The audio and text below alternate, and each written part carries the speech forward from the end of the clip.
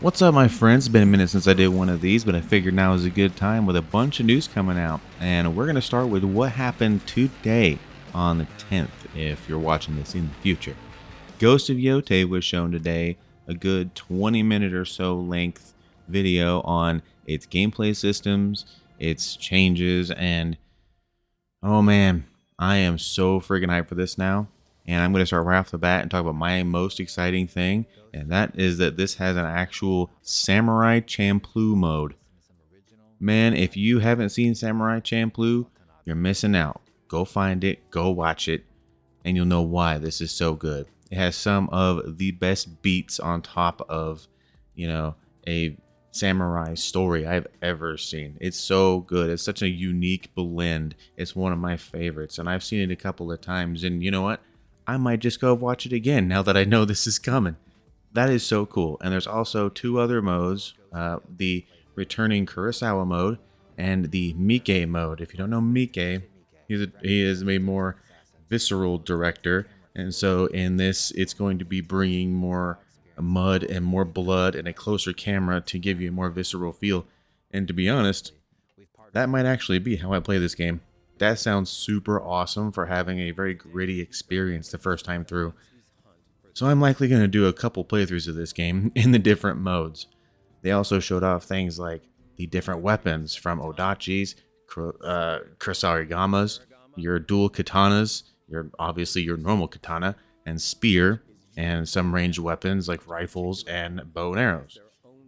And another big change is the addition of which they didn't actually show that much, just a small clip. You have a pet now, or a mysterious wolf companion, as they call it. And the actual main traversal of the game has also been changed up a bit. It looks like you're going to be going out and actually interrogating people and choosing what you are interrogating them about.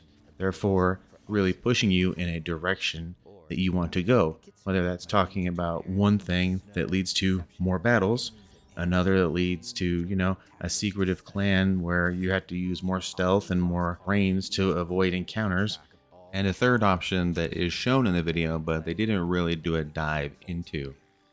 They also showed a bit more of the actual progression system, how you're going to be keeping track of things, and that's all kind of done through a camping system. And this camping system looks pretty cool. You'll be making yourself food, you'll be having people stop by to have talks with you, and you'll be building up your own wolf pack instead of having a journal to kind of keep track of everything you have going on and what people are ready to do what around the world. This looks fantastic, and the whole time I was just watching it going, man, this game looked really, really good. And I even saw a couple parts in there showing some good dismemberment and stuff, which I really appreciate, because there were some attacks in the first one where I was like, man, you should be missing an arm, you should be missing a leg, yada yada, all that good stuff. But I am super excited for this, and I think most anyone who loves a good samurai game or even an open world game should be too. Honestly, this looks wonderful, and I cannot wait. Another thing that happened recently, but like not as recently as today, is Helldivers is coming to Xbox. And if you have been around this channel, you know I absolutely love Helldivers. I love the community, and I love the game so much. I play it a lot. I have 100 hours on PC and another 100 hours over on PS5. And yes, there are a ton of people with more hours than me. I won't deny that, but I like to play a variety of things. Sue me. But I am super excited for two reasons. One, we have all been begging that we should, well, most of us, I'll get to that in a minute, we should definitely have them crazy Xbox FPS players who play nothing but Gears and Reach and all of that, who are used to defending Earth, to come help us with this bug threat. And now they are on the way. And now not everybody in the PlayStation community, or even the PC community over there for some weird reason, is okay with this. Some people are like, oh no, let's get these Xbox players out and grief them and be a bunch of assholes. Don't be that guy. Don't be that guy. Gaming is gaming, and we should all love it together. And Helldivers is a perfect example of bringing people together, and it should be embraced, not pushed back against. So if I see people griefing Xbox players on there, you know darn well I'm going to blast them into oblivion, court-martial that fool. Anyway, second piece of Helldivers news, there is a fantastic looking new Warbond coming, and it looks super fun. And I will start with one thing. Warp Pack.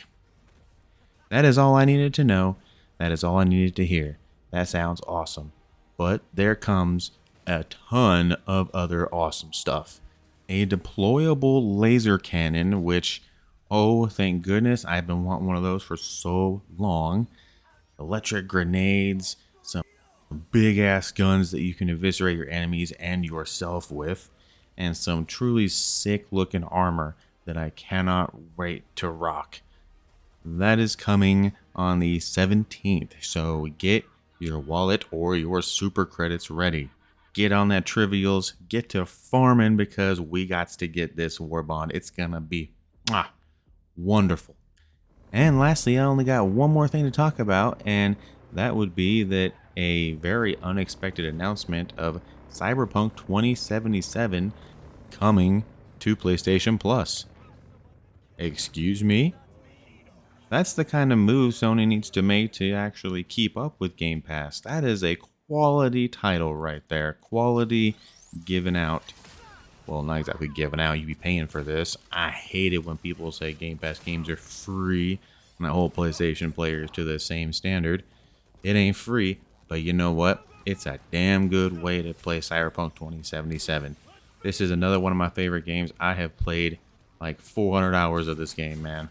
That is not even a joke. Like 300 on PC, another 100 on PlayStation 5. Play this game if you haven't. This is the perfect time to play it. It is a great experience, especially after that disastrous launch that we will not talk about. Actually, we should talk about it. That was an absolute travesty. Get out of here with that shit, CD Projekt. I hope you learned your lesson. Anyway, play through this game, if not to just play Phantom Liberty. Phantom Liberty is a great DLC, and honestly how I hope they handle the rest of Cyberpunk in the future, because it really felt like it hit its stride during that DLC. So what are your thoughts on this, guys? How do you think Ghost of Yotei is looking? Are you excited for Xbox players to come join the fight for Super Earth? And are you going to go and play Cyberpunk 2077 now that it's on the PlayStation Plus Extra or Premium tier? You know, I'm not really sure which one it's on, but you should get that and play it if you haven't yet. Wonderful time. Anyway, that's all for today. I'm going to keep this short and sweet. I will talk to everyone in the next video. If you want more of me, be sure to check out my Death Stranding review. I had to re-upload it, so it is struggling getting pushed out by the algorithm, because the algorithm is super friendly to new creators. We all know that. Anyway, that's all for me. Peace.